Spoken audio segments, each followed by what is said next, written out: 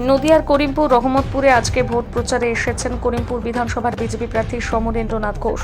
তিনি বলেন যে রহমতপুর গ্রাম পঞ্চায়েতের তৃণমূল পরিচালিত পঞ্চায়েত কোনো উন্নয়ন হয়নি। সকল মানুষকে আহ্বান করলেও বিজেপিকে করিমপুর বিধানসভা যে দলে করিমপুর টু কৃষ্ণনগর রেলপথ হবে বলে তিনি আশ্বস্ত করলেন মানুষকে।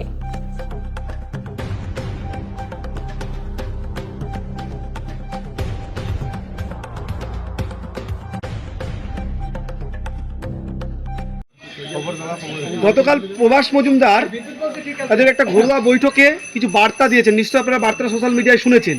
এই বার্তা সিপিএম প্রার্থী প্রভাস মজুমদার বলেছেন যে প্রভাস মজুমদার বিজেপি নয় সমর ঘোষকে হারাতে হবে। প্রভাস মজুমদার দাঁড়িয়েছেন না?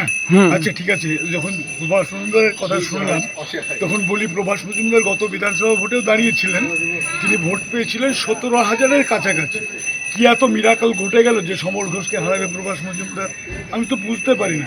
না, মুখের কথা, মুখ থাকলেই কথা বলতে হয় সেই হিসেবে বলেনি তো, আমি জানি না। আমি প্রভাস মজুমদার আমি জানি একজন শিক্ষক, তাকে আমি শ্রদ্ধা করি, কিন্তু তার এই রাজনৈতিক বাইট এটা যে একেবারেই ইললজিক্যাল সেটা প্রভাস মজুমদারও জানে। একটু অক্সিজেন পাওয়ার জন্য হয়তো বলেছেন। না, সিপিএম তৃণমূলকে একজোট হয়ে বিজেপিকে হারানোর চেষ্টা করছে। হ্যাঁ, তা তলায় তলায় হতে পারে, না হওয়ার কোনো কারণ নেই।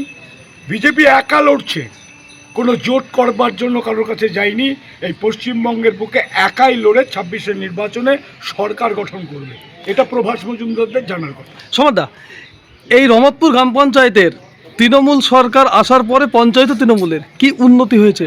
তৃণমূলের উন্নতি আমি আমার কাছে মাঝে মাঝে খবর যায়, রাত্রি 1টার সময় তৃণমূলের মেম্বাররা ওই পঞ্চায়েতের উপর বসে বসে নাকি মিটিং করতো, এবং সেটা ভাগ বাটোয়ারার মিটিং বলেই আমরা শুনতে পেতাম।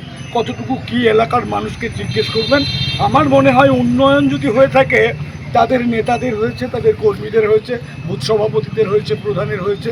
এবার সেটা ভালোভাবে ব্যাখ্যা করে বলতে গেলে তো অনেক সময় লাগবে। সব কিছুই কাটমানির রাজত্ব চলছে এখানে। প্রমোটার, কন্ট্রাক্টর তাদের সঙ্গে হাত করে তাদের নিজস্ব উন্নয়ন ঘটাচ্ছে। উন্নতি সেরকম কিছু হয়নি। দেখবেন কয়েকটা রাস্তায় পাথর পড়ছে। আমি সকালবেলায় গিয়েছিলাম একটা এই পঞ্চায়েতের একটা রাস্তায়, একেবারে পুরনো পাথর সেখানে পড়ছে, একটুখানা খুঁড়ে দিয়ে সেটাকে রাস্তা করার চেষ্টা করছে। এলাকার লোকজন বলছে ওরা কিছু বলেন। আমি বললাম না, আপনারা বলেন। তৃণমূলের এই রাজত্বে আপনারা বলেন যে এতদিন পর্যন্ত উন্নয়নের কাজ ছিল না, হঠাৎ এই এত বহুল প্রচলিত রাস্তাটা এখন হচ্ছে কিন্তু একটু থানার সামনে একটা রাস্তা হচ্ছে। এই ভোটের সময় মানুষকে দেখানোর জন্য এটা একটা গিমিক, তাছাড়া অন্য কিছু না। সাধারণ বার্তা কি দেবেন রহমতপুরবাসীকে বিজেপি তরফ? রহমতপুরবাসী জানেন, আমি মনে করি রহমতপুর গ্রাম পঞ্চায়েতের এলাকার মানুষ খুবই সচেতন মানুষ, এবং দেখবেন এখানকার মানুষের সঙ্গে কথা বলে দেখবেন এরা কিন্তু প্রকৃত উন্নয়নটা বোঝে। তৃণমূল কীভাবে পঞ্চায়েত ভোটে জিতে পঞ্চায়েত দখল করেছিল সেটা তৃণমূল ভালো জানে, মানুষও জানে। আমিও বলি মাঝে মাঝে যে ভোট তো হয়নি, একটা প্রহসন তৈরি হয়েছে। তৃণমূলের রাজত্বে পঞ্চায়েত ভোট একটা প্রহসন, কারণ তার পুলিশ দলদাস, তারপরে আমলারা দলদাস, বিডিও, এসডিও, এসপি সমস্ত কিছু কালীঘাটের সঙ্গে সম্পর্ক রেখে এই কাজটা করে।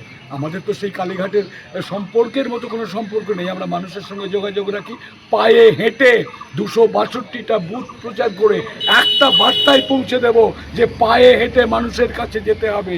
এই বিধানসভার ভৌগোলিক পরিস্থিতি বুঝতে হবে। তৃণমূলের পরিযায়ী পাখি যিনি এসেছেন তিনি দেখবেন কোনো এলাকা চেনেন না। তিনি এসি ঘরে থাকছেন লাডলি প্যালেস থেকে এক গাড়ি পুলিশ নিয়ে 10 জন মানুষ নিয়ে তিনি ছুটছেন, হু করে ছুটছেন কোথায়? তার অপরিচিত কোনো এক অজানার উদ্দেশ্যে। ভোট প্রচারের ভোট পাখি, 5 বছরের এমএলএ, সেখান থেকে ছুটে এসেছেন হেরে যাওয়ার ভয়ে। এখান থেকে হেরেও তিনি চলে যাবেন, এটুকু আমার বিশ্বাস আছে। কারণ তিনি তো কিছু চেনেন না, কিছু তো জানেন না। এখানে মানুষকে ভোট চাইছেন শুধু ভোটের জন্য, ভোট পেলেই তিনি পালাবেন, এটুকু আমার বিশ্বাস আছে।